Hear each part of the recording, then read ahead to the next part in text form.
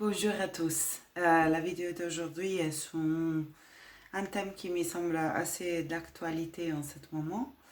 Euh, Comment pouvoir créer un espace pour accueillir la vulnérabilité, l'inconfort émotionnel dans nos relations, pour faire en sorte que ça puisse te créer du lien au lieu de créer de la lutte, de la séparation, de la distance. Euh, je crois que ce qu'on peut accueillir de la vulnérabilité d'un autre est directement proportionnel à ce qu'on peut accueillir de notre propre vulnérabilité. Souvent, je vois dans les couples que ça devient euh, un des terrains les plus délicats où c'est vraiment très simple de dérouter et de se retrouver donc dans une déconnexion ou une lutte de pouvoir l'une sur l'autre.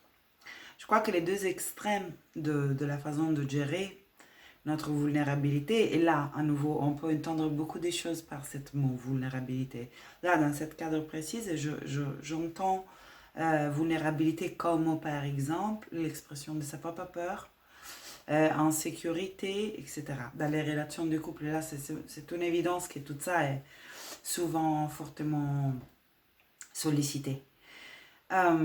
Donc, pouvoir être vulnérable envers soi-même, avec soi-même et donc avec un autre, ça veut dire rester connecté, être consciente de cette densité qui s'active à l'intérieur. Donc, l'exemple de la peur, de l'insécurité, la peur de perdre l'autre, par exemple, ou de se perdre soi-même dans la relation, donc de disparaître en tant qu'individu libre.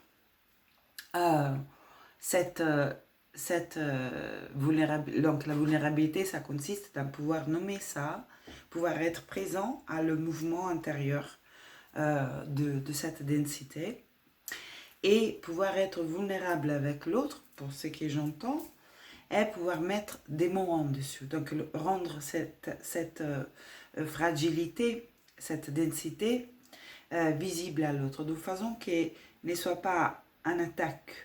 Donc les deux extrémités de la façon de gérer la vulnérabilité, généralement donc, sont le déni. Donc en quelque part, j'essaye de me déconnecter de la présence de cette densité à l'intérieur de moi, de me distraire, de ne pas la voir, de la effacer à travers des actions qui, quelque part, ont pour but de me déconnecter du vivant à l'intérieur de moi parce qu'elle est inconfortable.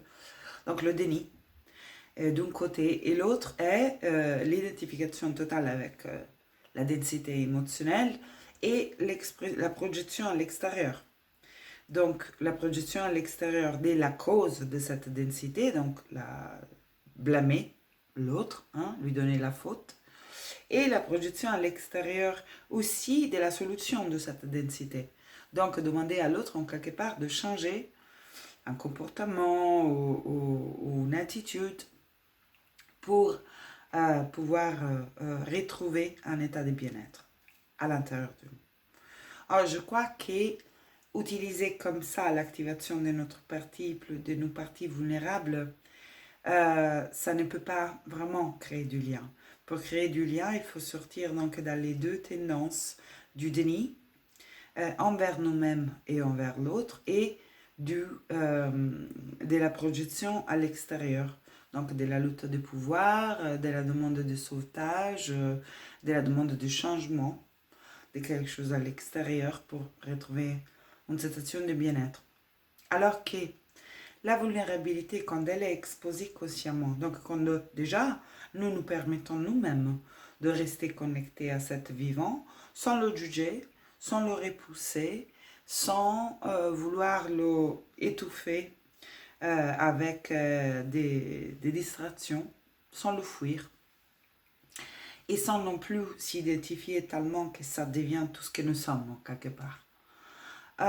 Donc quand cette relation de présence détachée ou désidentifiée, je dirais, avec la densité, elle peut se mettre en place et en même temps, on a l'élan donc de le rendre visible, donc d'ouvrir un espace de nudité émotionnelle à l'intérieur duquel on invite l'autre pour tisser un lien de connexion plus profonde. Cela, ça peut devenir en effet un outil de approfondissement de la solidité du lien. Donc la vulnérabilité en soi, l'activation de nos densités, de nos peurs, de nos colères même, de nos insécurités dans l'espace relationnel, ça n'est pas le problème. C'est ce qui en fait de ça, que ça peut devenir un pont pour créer du lien ou bien un empêchement à la connexion. Donc une porte qui s'ouvre sous une distance. Une des choses que je remarque qui est très subtile parfois, et ce n'est pas évident, comme pouvoir être en présence, donc par exemple, de l'expression de la vulnérabilité d'un autre, sans pourtant se sentir obligé à rien faire à ce sujet, sans pourtant, en continuant à se sentir libre de ne pas avoir à la résoudre, de ne pas avoir à changer nos comportements pour aider l'autre à revenir à un état de mieux-être. Donc, comment pouvoir être présent, être la présence aimante de ce que l'autre nous montre de son monde intérieur plus vulnérable, sans se déconnecter de notre propre liberté et ni se déconnecter de la responsabilité vis-à-vis de ce monde intérieur qui reste à l'autre. Moi, je pense que la plupart de nous, quand nous nous connectons par exemple au sentiment d'insécurité ou peur de perdre l'autre, c'est que nous cherchons vraiment au fond de nous, ça serait de pouvoir accueillir cette peur, c'est-à-dire pas la juger et pas la fuir, pouvoir la reconnaître, pouvoir la nommer, la amener à la conscience. Et deuxième pas, pouvoir la partager avec l'autre en se ressentant accueilli, compris dans ça, pas jugé, aimer dans ça. Parce qu'on cherche tous cette vastité d'amour. On cherche tous à une expérience qui tend vers l'amour inconditionnel. Et inconditionnel, ça veut dire pouvoir montrer donc aussi l'humain, les résonances à l'intérieur de nous, avec des densités passées, avec nos blessures, sans pourtant être pour cela rejeté, jugé, attaqué, blâmé et non plus sauvé. Donc être juste vu dans cette fragilité intérieure, dans cette vulnérabilité, et être validé dans ça, être accueilli. Et parfois vraiment on n'a rien d'autre à faire qu'être présent à ça, sans rien faire.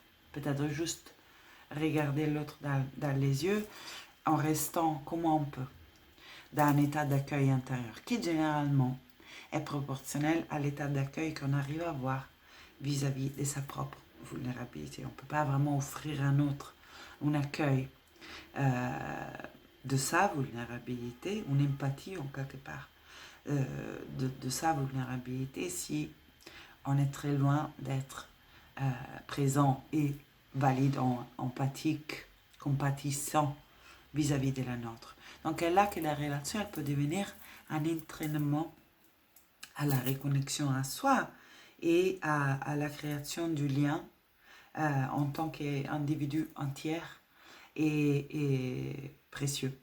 Et il peut devenir aussi, donc, en quelque part, le conteneur pour cette tension, tendre à être l'incarnation d'une qualité d'amour plus vaste, d'une inconditionnalité plus vaste. Voilà. Merci beaucoup pour votre attention. À la prochaine vidéo.